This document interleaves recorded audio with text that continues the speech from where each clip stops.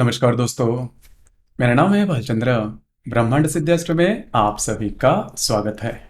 कुंडली विश्लेषण इस सीरीज में आज हम चर्चा करेंगे मेष लगन की कुंडली।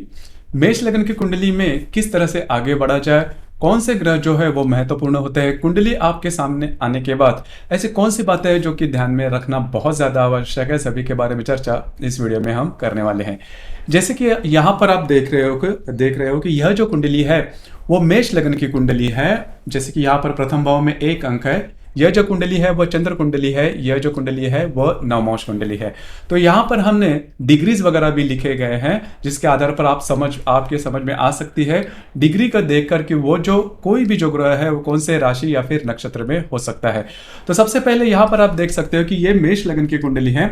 तो मेष लगन की कुंडली में षष्ठ भाव में बहुत सारे ग्रह है, मतलब षष्ठ भाव में चंद्रमा भी है, मंगल भी है जो कि वक्री है, शनि भी है जो कि वक्री है।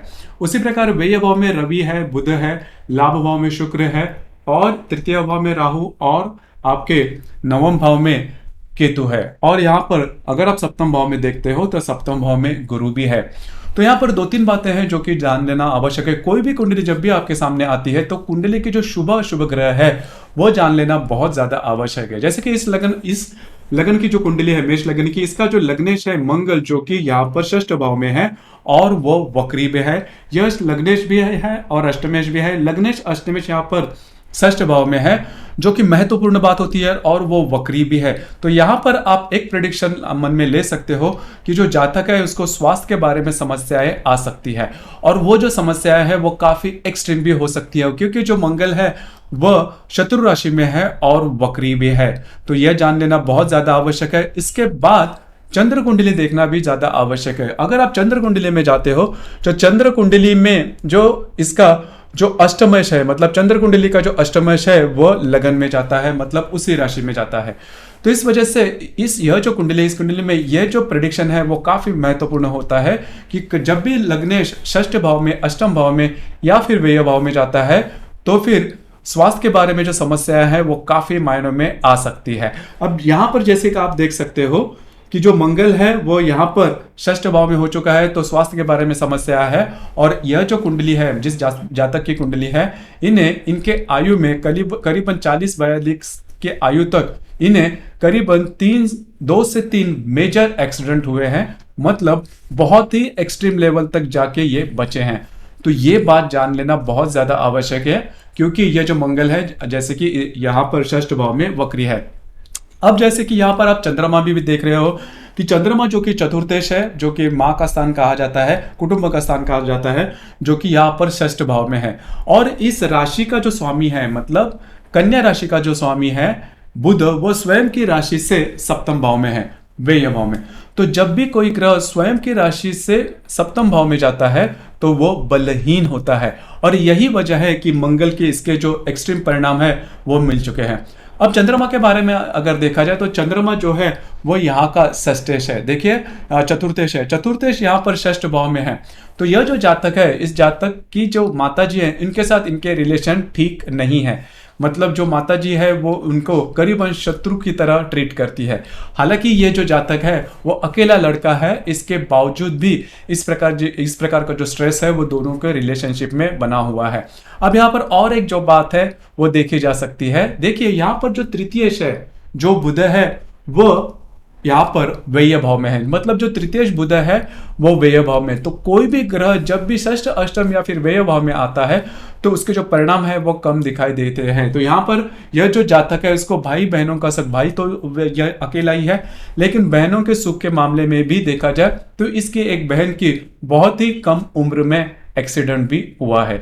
तो ये बात भी यहाँ पर जान लेना है। जब भी भाई बहनों का सुख आप देखते हो तो भाई बहनों का सुख का जो कारक होता है वो मंगल होता है, तो मंगल का भी विचार ज्यादा आवश्यक है। तो जैसे कि हमने यहाँ पे देखा, जो मंगल है वो वक्री भी है कन्या राशि में, तो इस वजह से भी यह जो प्रेडिक्शन है वो ज्यादा पॉजिटिव आता है।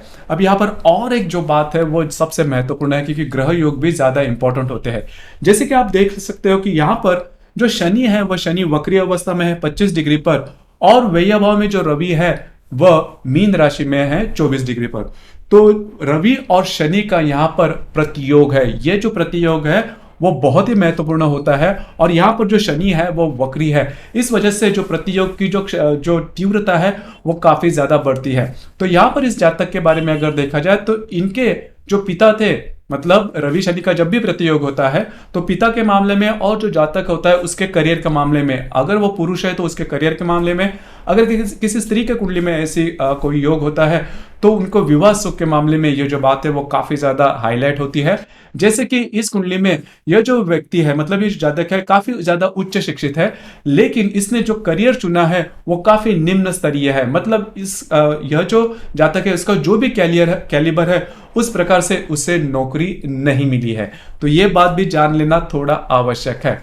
उसी प्रकार इनके पिताजी का सुख भी इन्हें थोड़ा कम मिला था। जैसे मैंने कहा कि पिता के जीवन में भी बहुत ज्यादा फाइनेंशियल ड्रॉप आउट वगैरह हुए थे, मतलब फाइनेंशियली बहुत ज्यादा उतार चढ़ाव इनके पिताजी ने भी देखे थे। और इनके भी जीवन में, मतलब इनके जीवन में उतार चढ़ाव तो नहीं है, लेकिन इनके कैलिबर के हिसाब से अगर देखा जाए तो इनको करियर के मामले में बहुत आगे नहीं बढ़े हैं। तो ये भी बात थोड़ी जान लेना आवश्यक है।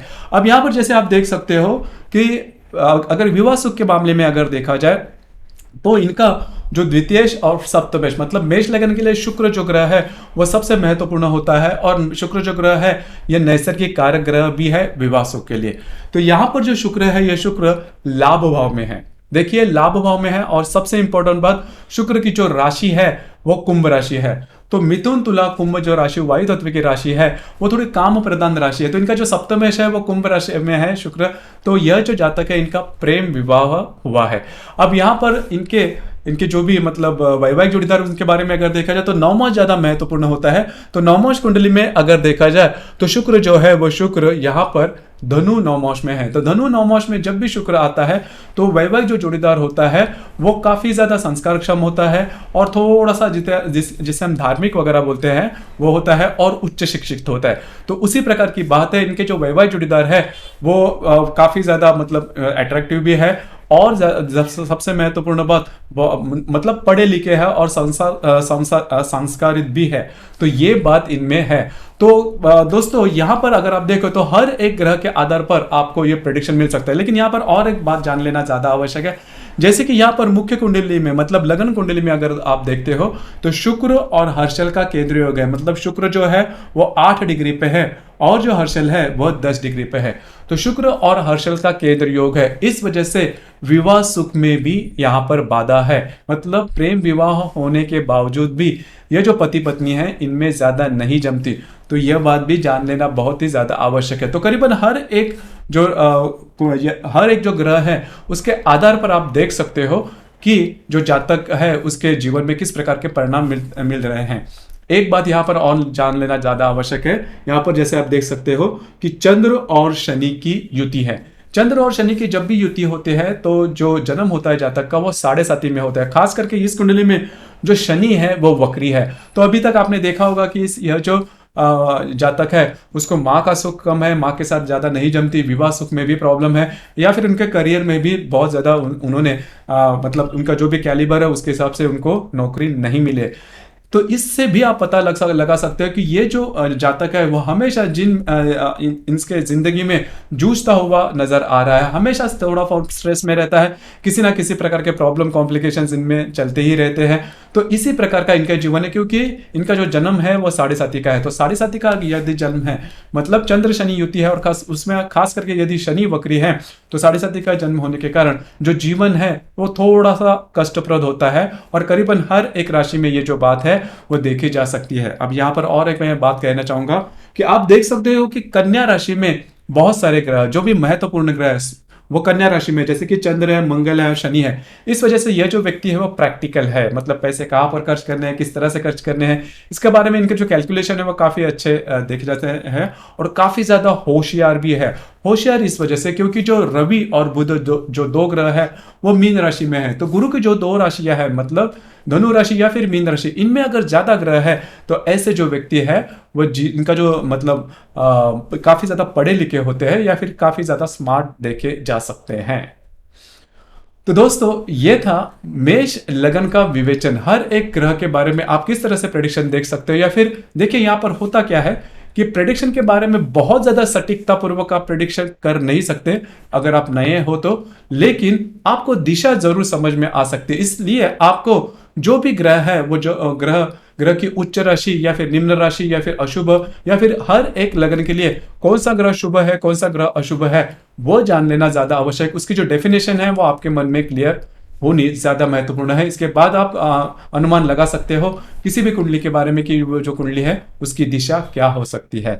आपके इसके संदर्भ में विचार क्या है, आपके अनुभव क्या है, नीचे कमेंट बॉक्स में जरूर कमेंट करना। और अपना ये जो चैनल है ब्रह्मांड सिद्धि एस्ट्रो, इसे भी लाइक शेयर और सब्सक्राइब जरूर करना। धन्यवाद।